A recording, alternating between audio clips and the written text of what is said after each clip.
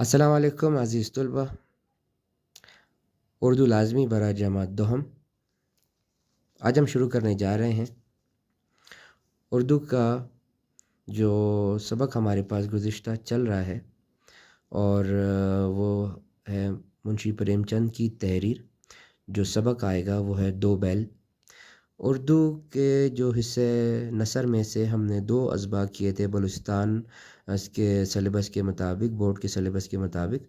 جو دو بقایا اس کے سبق ہیں وہ آپ کو مزید آگے جو ہے اس کی ویڈیو ارسال کی جائیں گی۔ اور جو آج ہم شروع کرنے جا رہے ہیں وہ ہے افسانوی ادب میں سے ہمارا جو سبق ہے وہ ہے دو بیل۔ افسانہ، قصہ، کہانی، خاکہ، کوئی ایک ڈرامہ، ناول، اس میں سے اس کی تحریر میں سے افسانوں کو کہا جاتا ہے۔ یہ ہے مختصر سی ایک تعریف، ڈیفینیشن افسانوی ادب کی۔ تو افسانہ جو لکھا ہوا ہے وہ ہے ہمارے پاس منشی پریم چند نے۔ منشی پریم چند کے حوالے سے میں آپ کو بتاتا چلوں کہ بنارس کے قصبے میں پیدا ہوئے۔ 1885 میں والد کا نام عجائب لال تھا۔ خاندانی نام ان کا جو رکھا وہ نواب رائے، مگر اسکول میں دھمت رائے سے درج کیا گیا۔ افسانوی نگاری کے وقت آپ نے اپنا قلمی نام جو منشی پریم چند رکھا، اور یہی نام آپ کا جو مشہور ہوا، اسی نام سے آپ نے ابتدا کی۔ لوگ جو ان کا اصلی نام تھا وہ بھول چکے تھے۔ ابتدائی تعلیم قصبے کے مکتب حاصل کی۔ بچپن ہی میں والدہ کا انتقال ہو گیا تھا۔ والد نے دوسری شادی کر لی تھی۔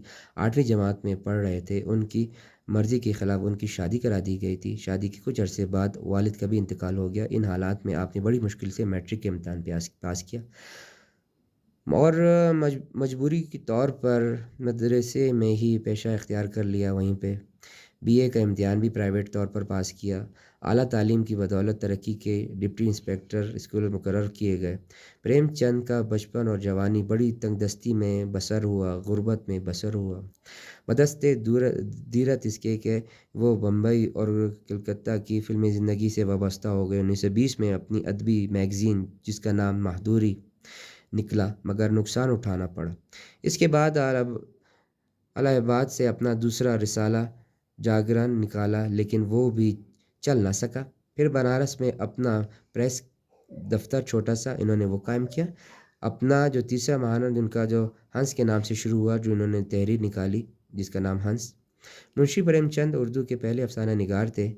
ان سے قبل سجاد، حیدر، دلریم اور جوش بھی افسانے لکھتے تھے، لیکن افسانہ نگاری کے جو فن اور پوری طرح منشی پریم چند کے استعمال کیا جا رہا تھا۔ منشی پریم چند نے پہلی مرتبہ انسانی زندگی کے قریب اپنے فن کا اظہار موضوعات آگے بنائے اور دکھائے، پیش کیے۔ ان کی بڑی خوبی یہ بھی ہے کہ انہوں نے جس ماحول اور فضا میں پرورش پائی تھی، ان کی عکاسی انہوں نے کی ہے، بیان کی ہے۔ ان کے ہاں مقامی خصوصیت اول تاخر اپنی جھلک دکھاتی رہے گی۔ پریم چند سادہ، آسان اور رواں زبان استعمال کرتے تھے، مگر بعض مواقع پر انہوں نے ہندی، سنسکرت، انگریزی کے الفاظ بھی استعمال کیے ہیں۔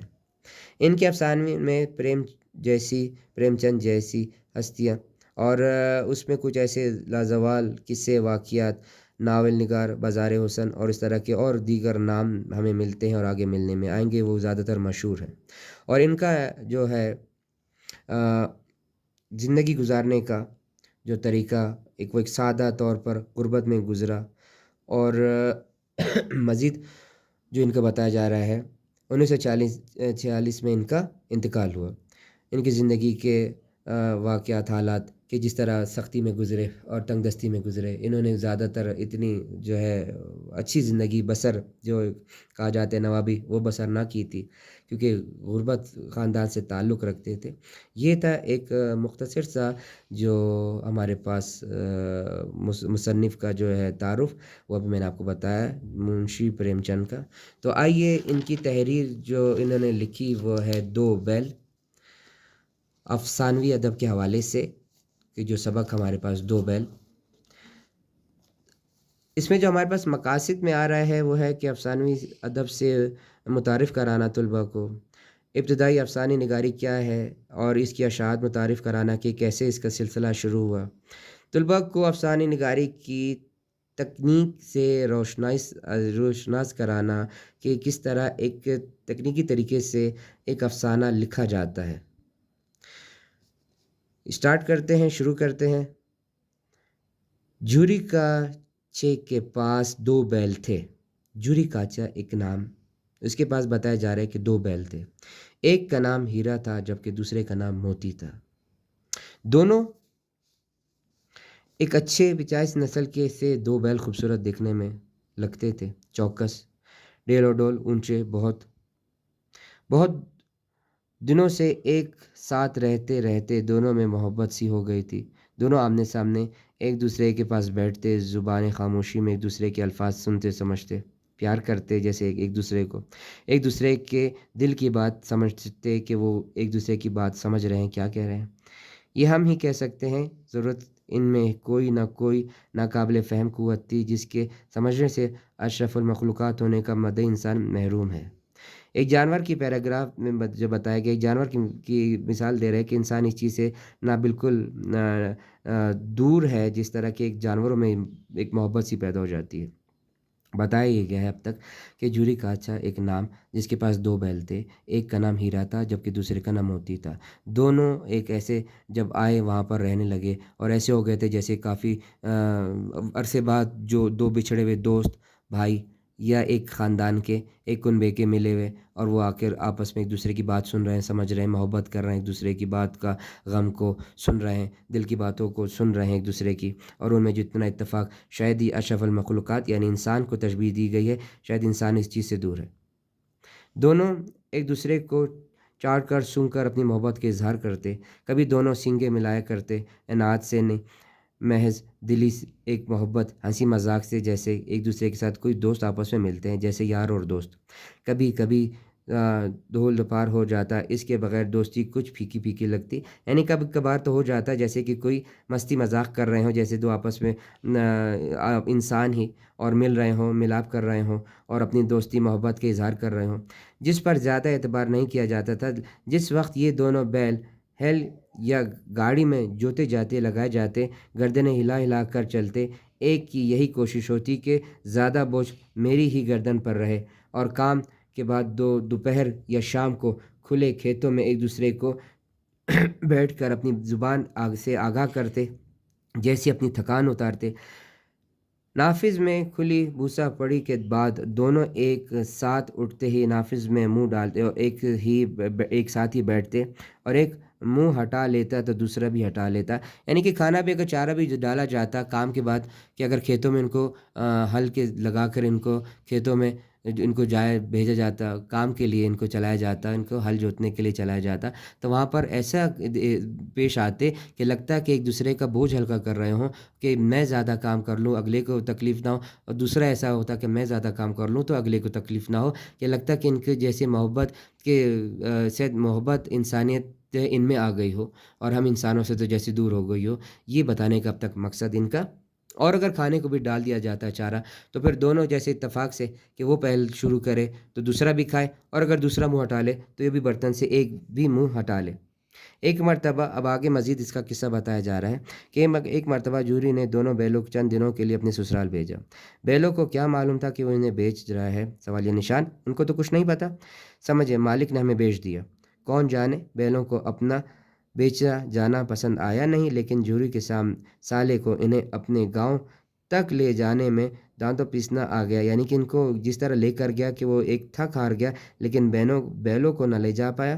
پیچھے سے ہانکتا تو دونوں کو دائیں بائیں بھاگتے، ادھر ادھر چلے جاتے، آگے سے پکڑ کر کھینچتا تو دونوں پیچھے زور لگاتے، اور اگر پیچھے کی طرف دھکیلتا تو وہ اس طرف اپنے آپ کو ادھر ادھر لے جاتے، پھینکتے اپنے آپ کو۔ اگر ان بے زبانوں کو زبان ہوتی تو جوری سے پوچھتا کہ تم ہمیں یہاں سے اپنے گھر سے کیوں نکال رہے ہو، اور تم ہمیں کس کے ہاتھوں بیچ رہے ہو؟ انہیں کیا معلوم تھا؟ تم نے اپنے غریبوں کی کیوں نکال دیا، اپنی غریبی کے باعث ہمیں الگ کر دیا، انہیں کیا معلوم تھا؟ ہم نے تمہاری خدمت کرنے میں کبھی کوئی کوتاہی تو نہیں کی۔ یہ تمام سوالیہ نشان جو لگے ہوئے ہیں، یعنی کہ بیلوں کے دل سے مصنف بتانے کا مقصد ہے کہ ان کے دل سے ایک جیسے پکار نکل رہی ہو کہ ہمارا کیا قصور تھا، ہمیں اپنے گھر سے کیوں نکال رہے ہو، جس کو سمپل الفاظ میں یہ کہہ سکتے ہیں۔ اگر اتنی محبت سے کام جتنا ہم نے کیا ہے اور اتنی محبت سے کام چلتا تھا تو اسے کام میں لے جاتے، کام میں ہم اپنے آپ کو اور صرف کر لیتے، یا ہم اور تمہاری خدمت کرتے، ہم کو انکار نہ تھا کبھی بھی۔ ہمیں تمہاری خدمت میں مر جانا بھی قبول تھا کہ ہم تمہاری خدمت کرتے رہتے، اگر ہم مر بھی جاتے لیکن ہم اف تک نہ کہتے، لیکن ہمیں خدایا اپنے گھر سے نہ نکالو۔ ہم نے کبھی دانے چارنے کی شکایت نہیں کی، یعنی کہ تم نے جو کچھ دیا ہم نے شکر صبر کر کے کھا لیا، ہم نے کبھی اف تک نہ کیا۔ ہم نے جو کچھ ملتا ہم کھا لیتے سر جھکا کر، جو کچھ ملتا پی لیتے سر جھکا کر، کبھی اف تک نہ کہتے۔ پھر بھی تم ہمیں اس ظالم کے ہاتھوں کیوں بیچ رہے ہو؟ یعنی ان کو یہ تھا کہ ہمیں کس قصاب کے ہاتھوں بیچا جا رہا ہے اور یہ ہمیں پتہ نہیں کیا کرے گا۔ شام کے وقت دونوں بیل گئے گاؤں جا پہنچے جس دیکھو وہاں پہ وہ لے کر جا رہا تھا جولی کا سالہ۔ دن بھر بھوکے تھے، لیکن جب نافذ نے لگائے ہوئے تو کسی بھی ان کے منہ میں نہ ڈالا، جب ان کے منہ سے نکال دیا گیا تو پھر بھی ان کے منہ میں کچھ نہ نوالا جا رہا روٹی کا کچھ بھی۔ دونوں کا دل بھاری سا ہو رہا تھا کہ ہم کس جگہ اجنبی جگہ آ گئے، جسے انہوں نے اپنا گھر سمجھا تھا وہ ان سے چھوٹ گیا ہو، یعنی جس کو وہ ہمیشہ کے لیے رہنے کی جگہ مسکن ٹھکانہ سمجھ رہے تھے وہ ان سے جیسے چھوٹ گیا ہو۔ یہ نیا گھر، نیا گاؤں، نئے آدمی سب ان کے لیے بیگانے اجنبی تھے۔ بیگانی سے مراد یہاں پہ اجنبی تھے ان کے لیے، جہاں پہ وہ ان کو جوری نے ان کو دوسرے کے ہاتھ تو دے دیا تھا۔ دونوں نے چپ کر زبان میں کچھ باتیں کی، ایک دوسرے کو کنکھنیوں سے آنکھوں سے دیکھا اور لیٹ گئے جیسے کہ، اور چپ چاپ نہ کھایا نہ پیا۔ جب گاؤں میں سوتا پڑ گئے تو پھر دونوں نے زور مار کر نکلنے کے گھر کی طرف روانہ ہونے کی سوچی۔ پکے بہت مضبوط تھے، یعنی کہ جس وقت جہاں پہ باندھا گیا تھا وہ جگہ بڑی مضبوط رسیوں سے، کسی کو شبہ بھی نہ ہو سکتا تھا کہ بیل انہیں توڑ بھی سکیں گے۔ ان دونوں نے اس وقت کافی زور طاقت لگائی اور ایک جھٹکے سے رسیاں ساری ٹوٹ گئی، لیکن پھر بھی رسیاں دونوں نے ایک دوسرے کا ساتھ دیا، اتفاق تھا، اس سے یہ پتہ چلتا ہے، اور دونوں نے ایک دوسرے کو آزاد کیا اور پھر وہ اس گھر سے جا نکلے۔ جوری نے صبح اٹھ کر دیکھا تو دونوں بیل چرنی پر کھڑے تھے، دونوں کی گردگے میں آدھا آدھا رسہ لٹک رہا تھا اور گھنٹوں تک پاؤں میں جیسے کہیں سے بھاگ کر آئے ہوں۔ دونوں کی آنکھوں میں بہت محبت ناراضی جھلک رہی تھی، اور جوری نے جب دیکھا صبح اٹھ کے تو اس کے دونوں بیل اس کے سامنے دروازے پہ نظر آئے اور رسیاں گلے میں لٹکی ہوئی، اور لگ رہا تھا جیسے کہ کسی جیل سے چھٹ کر آ رہے ہوں، اور ناراضگی سی اظہار کی جیسے ان کی آنکھوں سے ناراضگی جھلک رہی ہو۔ جوری نے ان کو دیکھ کر محبت سے بلایا اور جیسے اندر آنے کو ان کو دعوت دی۔ ان کے گلے میں اور جو لپٹا ہوا ایک رسہ تھا وہ الگ کیا۔ انسان اور حیوان کی محبت کا یہ منظر نہایت ہی دل خوش تھا، یعنی کہ ان سے لگ نہیں رہا تھا کہ جیسے کہ کوئی حیوان جانور کا ایک، بلکہ اس طرح اظہار محبت تھا جیسے کوئی انسان کسی سے گلا شکوہ کر رہا ہو کہ تم نے ہمیں کس بنا پر ہمیں دوسرے کے ہاتھوں دے دیا تھا، سپرد کر دیا تھا، اور ہم بچ بچاؤ کر کے کس طرح وہاں سے آ گئے ہیں۔ گھر اور گاؤں کے لڑکے جمع ہو گئے تھے، تالیاں بجا بجا کر ان کا خیر مقدم سے استقبال کیا جا رہا تھا۔ گاؤں کی تاریخ میں یہ واقعہ شاید وہ بتا رہے ہیں کہ پہلے ہی دفعہ ایسا معلوم ہوا تھا کہ دیکھنے کو مل رہا ہے، اور ایسا پہلا واقعہ کبھی بھی ان کے سامنے نظر نہ آیا تھا۔ کوئی اپنے گھر سے روٹیاں لایا ان کی خدمت کے لیے، کوئی چوکر لے کر آیا تو کوئی بھوسا لے کر آیا۔ ایک لڑکی نے کہا ایسے بیل اور کسی کے پاس نہ ہوں گے، یعنی مثال دی کہ ایسے بیل ایسے جانور کسی کے پاس نہ ہوں گے جو اس جوری کے پاس ہے۔ دوسرے نے تاکید کی اتنی دور سے دونوں اکیلے کیسے چلتے چلے آ گئے، یعنی سب اب گلی والے وہاں پہ آتے، ایک مظاہرہ کچھ مذاکرہ جیسے ہوتا ہے۔ تیسرا بولا پچھلے جنم میں دونوں ضرور آدمی ہوں گے، جو ان میں ایسی حرکات سکنات ہے جیسے کہ کسی انسان میں ہوتی ہے۔ اس کی تردید کرنے کی کسی میں بھی جرات نہ تھی، سب نے کہا ہاں بھائی ضرور ہوں گے۔ سب نے جو ان کا دل رکھنا تھا اور ان کی تعریف کے قصیدے سب نے باندھے۔ جوری کی بیوی نے بیلوں کو دروازے پر دیکھا تو جل اٹھی، یعنی اس کی جو جوری کی بیوی تھی وہ ذرا انداز اس نے جس طرح بات کرنے کا تھا اور اس کا رویہ سلوک تھا جانوروں کے ساتھ، خاص کر کے ان دو بیلوں کے ساتھ اچھا نہ تھا، اور وہ ان کو دوبارہ دیکھ کر اپنے دروازے پر اپنی چوکھٹ پر اور جل اٹھی۔ اس کا دل جو تھا وہ غصے میں آ گئی اور بولی کیسے نمک حرام ہے۔ بیلوں سے مخاطب ہو کر ایک دن بھی وہاں نہ گزارا کیا اور بھاگ کے آ گئے۔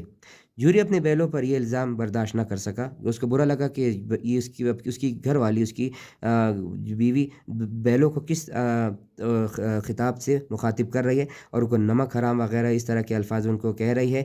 عورت نے تنگ آ کر کہا بس تم ہی بیلوں کو کھلانا پلانا، اور تو سب باقی تمہارے لیے کوئی بھی کچھ نہیں، باقی جائیں سارے ایک طرف اور تمہارے دو بیل ایک طرف۔ جوری نے چڑھائے اور چارہ ملتا تو کیا بھاگتے۔ صفحہ نمبر 39۔ دوسرے دن جوری کا سالہ پھر سے آ گیا اور بیلوں کو لے چلا۔ اب کہ اس نے دونوں کو گاڑی میں جوتا، یعنی کہ جو بیل گاڑی ہوتی اس میں لگایا، 2-4 مرتبہ موتی نے، یعنی ایک بیل ہیرا تھا ایک کا نام موتی، تو دوسرے کا نام بتا رہے ہیں کہ موتی نے گاڑی کو ایک کھائی میں گرانا چاہا جب وہ اس کو لے جا رہا تھا ہل لگا کر، مگر ہیرے نے سنبھال لیا۔ اس میں قوت برداشت زیادہ تھی، یعنی ایک میں غصہ زیادہ تھا، دوسرے میں قوت برداشت کافی سنبھال لیا۔ شام کے وقت گھر پہنچے تو دونوں کو موٹی رسیوں سے باندھ دیا اور کل کی شرارت کا مزہ چکھایا۔ پھر وہی خشک سا بھوسا ڈال دیا جو پچھلے گزشتہ دنوں میں ڈالا تھا، اور اپنے بیلوں کو کھلی چونی سب کچھ دے دیا، یعنی کہ جو کچھ بھوسا، چوکر، خراب سی اس طرح کا تھا، باسی تیواسی، وہ ان کے سامنے ڈال دیا، اور جس کے وہ عادی نہ تھے کھانے کے۔ اور صفحہ نمبر 40 جو ہے ہمارا یہاں پر آج اختتام پذیر ہوتا ہے، جو اس کا سرسری طور پر جو خلاصہ ہمارے پاس یہ ملتا ہے کہ یہ افسانہ جو لکھا ہے دو بیلوں پر، جانوروں پر، ان کی ایک جو ہے محبت کا یہ عالم تھا کہ دونوں ایک دوسرے کے بغیر رہ نہیں سکتے تھے، ایک دوسرے بغیر کھا نہیں سکتے تھے، اور جو اگر کام میں بھی ان دونوں کو لگایا جاتا ہل جوتنے کے لیے کھیت میں، تو پھر مطلب ان میں اتنا ایک دوسرے کے لیے جذبہ تھا، دوستی تھی، کہ ایک کہتا ہے کہ میرے اوپر بہت زیادہ آ جائے تو دوسرا کہتا ہے میرے اوپر بہت زیادہ آ جائے، اور اگر کھانے کے سامنے بھی ان کے سامنے کچھ پیش کیا جاتا، ان کے سامنے رکھا جاتا، تو یہ سے ایک دوسرے کو دعوت دے رہے ہوں کہ پہل تم کرو تو دوسرا نوالا میں لوں گا، اتنی اتفاق محبت۔ اس سے پتہ چلتا ہے کہ انسان تو انسان، جانوروں میں بھی اتنی محبت ہوتی ہے، تو پھر اللہ پاک نے انسان کو اشرف المخلوقات کا جو ایک لقب دیا ہے، ایک نام دیا ہے، تو انسان اس محبت سے، اس ہمدردی سے، اس میانہ روی سے، اس خلوص سے کیوں دور ہے؟ اور جب ایک مالک نے اپنے جو ہے عزیز کے گھر اس کو چند دنوں کے لیے رکھوایا، تو وہ یہ سمجھ رہے تھے کہ شاید ہم کو کسی قصاب کے ہاتھوں بیچ دیا ہے، اور وہاں پہ نہ جانے ہمارے ساتھ کیا واقعات حالات کیے جائیں گے، اور وہ بیل دونوں بھاگ کر آ گئے اپنے مالک کے گھر۔ اور چونکہ ان کی جو مالک کی جو بیوی تھی، وہ چونکہ بیلوں سے جو تنگ آ چکی تھی، اور وہ خود بھی غربت کی زندگی بسر کر رہی تھی، اور اس کو مناسب نہ لگا کہ یہ دوبارہ ہمارے پاس آ گئے، اور پھر اس نے پھر اب جو ہے اپنے بھائی سے کہا کہ ان کو آ کر لے جاؤ، اور دوسری مرتبہ پھر آ کے وہ اس کو لے گیا، اور آگے جا کر ان کے سامنے پھر وہی ان کو ایک بند کمرے میں رکھ دیا، اور کھانے کو وہی بھوسا چارہ جو تھا وہ خشک، جبکہ بیل اس کے کھانے کے عادی نہ تھے، اور وہی ان کو سامنے ڈالا گیا۔ تو اب تک جو ہم نے یہ پڑھا سمجھا اس کو، اور آپ کے سامنے اس کی تشریح، اس کا خلاصہ بتایا گیا، تو امید کرتے ہیں طلباء آپ کو اچھے سے سمجھ آ گیا ہوگا۔ ہماری ویڈیو کو لائک کریں، شیئر کریں، اور اپنی جو ہے رائے سے ہمیں آگاہ کریں، سبسکرائب کریں، تاکہ ہمیں اچھی سے اچھی ویڈیو بنانے کا موقع مل سکے، اور اگلے جو ہو اس کا لیکچر میں انشاءاللہ تعالی اس سبق کو ہم اختتام پذیر کرنے کے ساتھ ساتھ اس کی جو مشق میں سے خلاصہ ہے، سوالات ہیں، الفاظ معنی ہیں، اور دیگر اس کے باقی جو کام ہوگا وہ بھی انشاءاللہ تعالی آپ کو اگلے لیکچر میں ارسال کر دیا جائے گا جلد از جلد۔ تب تک کے لیے اللہ حافظ، السلام علیکم۔